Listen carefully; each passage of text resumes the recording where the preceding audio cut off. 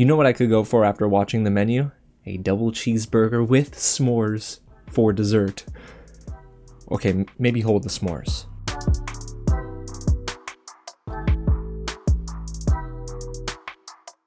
What's going on, everyone? James here with another real review, and today we're getting into all of my spoiler-free thoughts on The Menu. A huge thank you to Searchlight Pictures for giving me the chance to watch this early for review, and trust me, you guys, this is one movie that you're not going to want to miss as we get into the thick of things with awards season. It's one of my favorite movies of the year, and I can't wait to tell you why. But before we get into it, if it is your first time here at the channel, welcome to Real James, where I absolutely love talking about movies, TV, and all the news in between. So if you do too, go ahead and hit the big red button below and subscribe to the channel. Tap on the bell and hit the thumbs up button if you're a big fan of food. I mean, yes, so you should all be hitting the thumbs up button, and get loud in the comments and let me know which scene from The Menu is your favorite when you see it, because this movie just increasingly gets more and more insane. So if you don't know much about the movie, oh, I almost clapped. That's another thing in the film. Let's get into who's directing it, what it's about, and well, then we'll transition into my positive thoughts. The Menu is now playing in theaters and is directed by Mylod, who is the mastermind behind lots of episodes of SESASON on HBO, and the film stars Anya Taylor-Joy, Ralph Fiennes, Nicholas Hoult, and John Leguizamo. Yes, I was surprised about John Leguizamo as well. Now, I'm going to break down a little bit of the plot, but I'm not going to actually get into any spoilers, and I want you to go into The Menu as cold as I did. I didn't see a single trailer. I saw the poster, but I didn't know much about the film. It's really just about a young couple who travels to a remote island to eat at an exclusive restaurant on what is called Hawthorne Island, but things take a surprising turn. That's about all you need to know, because when you see this film, trust me, you'll understand why. So, like I said, this is one of my favorite movies of the year, so the positive list, well, it was easy to put together, but let's go ahead and get started with this. The direction and cinematography here is some of the best I've seen in 2022. Peter Deming is the cinematographer here, and what he does is take a very unique approach to filming each plate of food and then also making the actual film feel very suspenseful. I kind of felt claustrophobic at times in the dining room, and I think that was probably the intention, but it was just really cool to see how everything was framed here. It really made the film feel very intimate while also feeling like, at least for me, I felt very trapped. So it was a very interesting approach, and I really loved how everything looked, especially, well, one scene in particular, and it has to do with s'mores. Now, when it comes to the direction by Mylod, it was incredibly sharp and it never missed a beat, and that's something I'm familiar with in SESASON. In SESASON, everything is very quickly paced, but on purpose, and in The Menu, I mean, I feel like he takes a little bit more time and there's a proper build-up,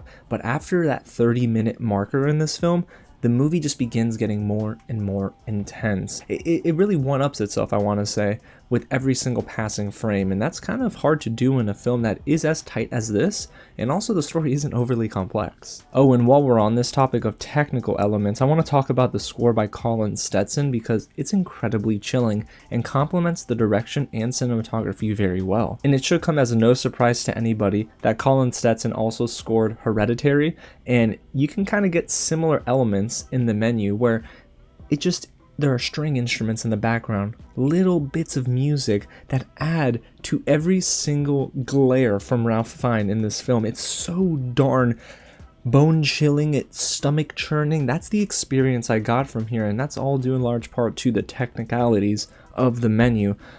But then you also have to look at the writing, because while all of that can be great, if the script is awful, it's going to ruin the film, right? Well, not in this instance. I found the screenplay to be surprisingly funny, and if you enjoy SESASON once again, then you're going to love this style of writing. I can't remember his name, but one of the two screenwriters here actually pens the script for several SESASON episodes, and that does line up. So essentially what I'm trying to say is if you're a fan of that show, you're going to love The Menu, but there's also a great deal of commentary in this film. It sort of touches on the fine dining world and the people who consume these micro dishes and spend thousands of dollars to even just get in to the restaurant, let alone paying for the tab. And if you are a fan of this other horror film called Ready or Not, there's a similar writing style there that creeps its way into the menu. I'm not saying the screenwriters are the same, but in Ready or Not, I loved the commentary on the rich elite, the top 1%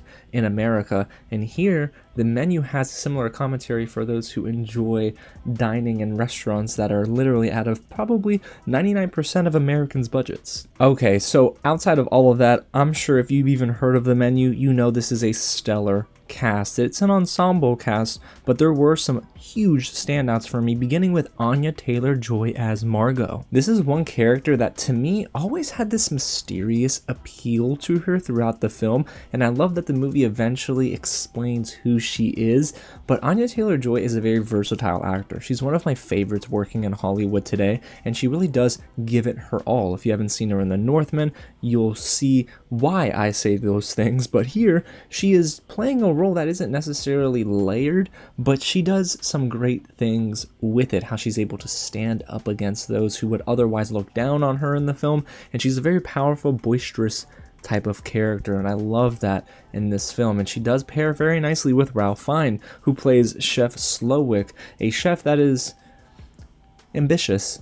Is that the term? This is a 5-star kind of chef who's had his rise to fame, but there is also this ominous vibe around him that really made me feel uncomfortable. But Ralph Fiennes is one of the best actors in my lifetime that I've seen. I mean, the guy, of course, transcends generations, but Ralph Fiennes is so darn good in this movie, but what he conveys is even stronger. He's a guy that is cool, calm, collected, but finally met his match with Margot, and I thought that was a really cool addition to the actual plot, where you think he'd be this like main character, right? He's this overpowering guy in the kitchen, but well, someone comes up and is willing to trade blows, and I love that about the character and the way they wrote, but also the way it's portrayed by Ralph Fiennes. And now I also want to shout out my boy Nicholas Hoult. He's such a good actor, and he plays Tyler in this movie. Correct me if I'm wrong on the name, but this is a pretentious, stuck-up kid who essentially is trying to find his way into the world of fine dining. He's very knowledgeable about everything,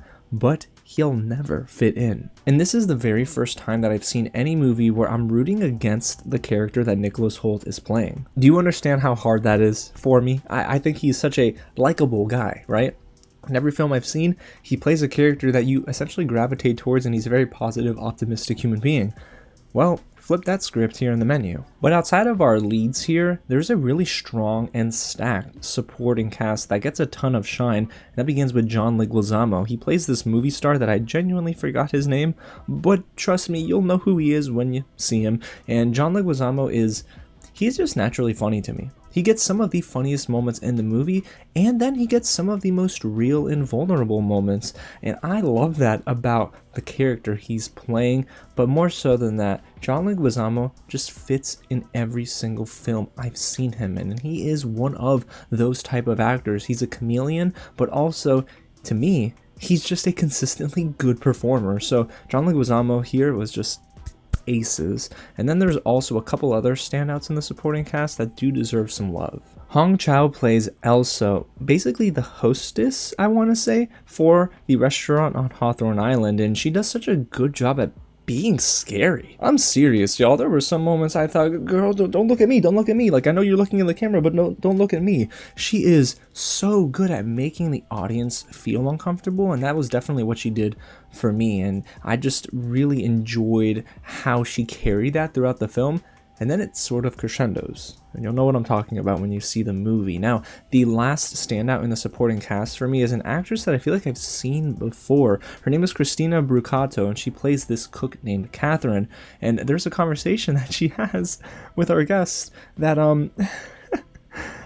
let's just say it didn't help me sleep any better at night. And that's pretty much the MO for this movie, is that it is just unsettling, and a large part of that is due to the sound design, because I've never heard a clap in a film, well, feel so unnerving. Seriously, there's this thing that Chef Slowick does, he just claps his hands really loud, and it's startles me, bro. Every time it made me jump, and I don't know why. It's like I should have known it's coming, but yeah, it hurt.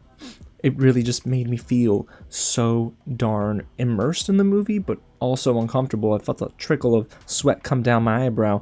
Now, there are other elements, of course, that the sound design kind of shows how great it is. In the kitchen, for example, all of the knives, the clanging of the pots and pans. Being a former restaurant worker, I kind of got some PTSD in a way, but I thought it was very effective, and it really just drew me in to the film even more. So you combine all those elements, guys, and it really is one of the sharpest films of the year. However, I will tell you, there are some negatives that I have here. Well, actually just one. Towards the middle of this movie, I did feel the menu and its writing was a little jarring sometimes. There are these three playboys, I want to say they have these high-paying jobs, and they're really loose cannons for the most part, and they make conversation talking about how you know, something was kept open, a restaurant was kept open during COVID. And when I hear movies do that nowadays, it feels like, okay, it can go either way, right? It can be effective towards the plot and make you feel more immersed, or it could break that immersion. And for me, it did break that immersion. I don't necessarily think it was necessary to bring that real life element into the film, talking about COVID and stuff.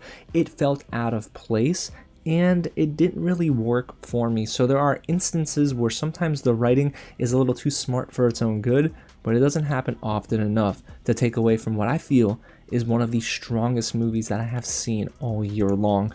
So overall, you guys, The Menu is a must-see film. Just, it ain't for kids, and don't eat during the movie. I genuinely couldn't take my eyes off of the screen from start to finish. It's one of the most gripping movies of the year as well. And I said it before, and I'll say it again, it is scary. Seriously, this is a very intense film that will make your stomach churn. It's not necessarily for the faint of heart, especially towards the end of this movie, but I love how it continued to compound one on top of the other, and it turned out to be a film that I never expected to be at the top of my list this year, but it's gonna be exactly that. This is gonna be a top 15 movie for me in 2022. It could be top 10, I don't know, guys, but the more I sit with this movie, the more I find out how much I really loved my time with it. So there you have it, you guys. That's my real review of The Menu. I would probably give it 4.5 knives out of 5. I gave it a 4 when I finished watching it, but the more I sat with it, I thought, okay, I think it is a 4.5 out of 5. But let me know your rating down below in the comments and your thoughts on The Menu when you see it in theaters this week. And let me know, of course, which scene made you feel the most uncomfortable. Because I have maybe one or two that I am just so ready to talk about in the comments if you're willing. And hit the big red button below and subscribe to the channel so you don't miss out on more reviews just like this. Alrighty, y'all, well, I'm going to go ahead and get me a cheeseburger. Just not from BurgerFi. I don't know. It was a little dry last time I went. Alrighty, y'all, again, thanks so much for watching, and I'll catch you at the next screening.